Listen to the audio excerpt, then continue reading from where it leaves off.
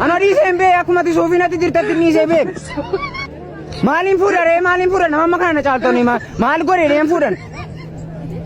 In barbaadu jedhe in barbaadu suufii gadi makeenaa laatte suufii koo fudhee beera intalli na caalti in barbaadu kan amma kootii ishee waama nama daaltu yoo fidde moo fedhe. In ta'u jedhe in ta'u ano dhiisee beera mushurraa ma'ittee mana kee keessa achitti dhiisee bee silaamoo waan hin agarre maayidheen fuudhan silaamoon. Eenoo bee hin bakkeeyra.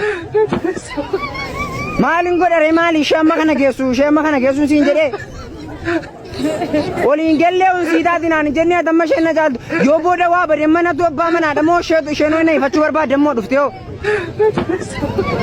Dhiisi gaadhoo hin barbaadu waan biraa barbaadeen kanan fuudhu.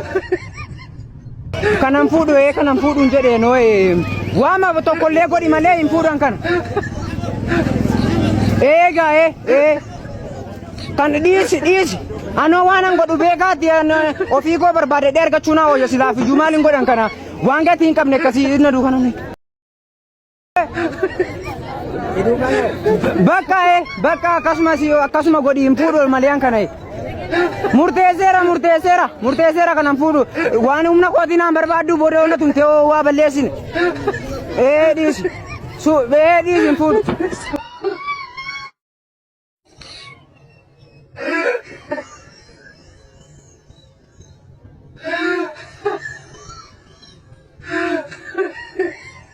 Tulaali jojii keetii fuudhattee suufinatti dirtee maaliin fuudha gam dhiiseen bee noo maaliin godha ishee amma kana geessu hin barbaadu noo maaliin godha kana ani ishee humna kootii naan fiddu waan nan fuudhate maaliin godha kana kan noo barbaadu noo dhiiseen bee maali damma isheen geessu nama dhibaame silaafuu naan taane naafoo naan taane keessuma kootiin jaallanne maali ishee humna kootii naan fiddu barbaadu.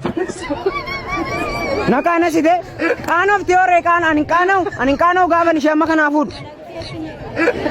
Dhiiseen beesiin jedhee silaafuu isheen osi caalti maali naan jedhee warri nuti dhufanis naannoo top godheen achitti ishee dhiiseen tophee sokke warqee koo fudhadhee adaraa immoo waan kana caalu olii goonaa warqeef suufiina deebitee nan gaafatin. Sirraa bareeda naan ta'e nama baay'eetu. Hin fuudhu ishee. Silaamotu nani mari'atiin na fuusistee akkanattiin hin barbaadu amma dhufaan jiran daawun. Hin fuudhu bakka hin fidu daawun warqees hin fidu intinis hin fidu ishee immoo hin fuudhu kalaas bakka dhume. Fixe bakka hin fuudhu.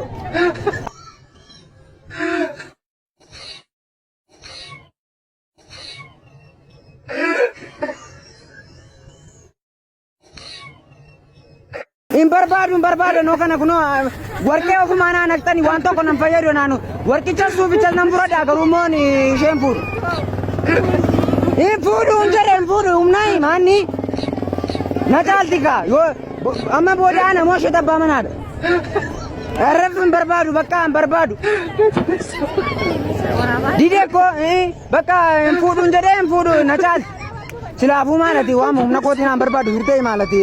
Amma afaa kana goota ormillee ormaa takkanna goota dhiis bakka suufatti naa dhiisi warqattiis naa dhiisi fataayidhi bakka hin fuudhu waan humna kootii naa barbaade hin fuudhu kana kana hin fuudhu bakka murteessa koo gara fataayidhi jaawu.